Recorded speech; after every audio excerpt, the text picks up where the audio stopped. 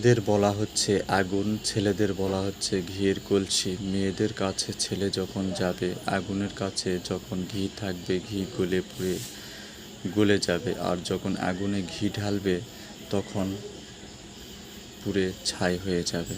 এই জন্য মামাতো ভাই, মামাতো বোন কোনোদিন ভাই বোন হতে পারে না। এখন এই কলিযুগে দেখা যাচ্ছে ভাই বোনের সম্পর্কই স্বামী স্ত্রীর মতন হয়ে গেছে, মা ছেলের সম্পর্কই স্বামী স্ত্রীর মতন হয়ে গেছে। তাহলে চিন্তা করুন, মামাতো ভাই, খালাতো ভাই, পিস্তাতো ভাই, ফুফাতো ভাই ইত্যাদি ইত্যাদি, এগুলো ভাই বোন কোনোদিন আসল ভাই বোন হতে পারে না। দেওর কোনোদিন ভাই হয় না, বৌদি কোনোদিন বোন হয় না, জামাইবাবু কোনোদিন ভাই হয় না, শালি কোনোদিন বোন হয় না। এর থেকে সবসময় সাময়িকভাবে সজাগ থাকবেন, আপনার মেয়ে ছেলেকে সাবধানে রাখবেন। দেখবেন কোনো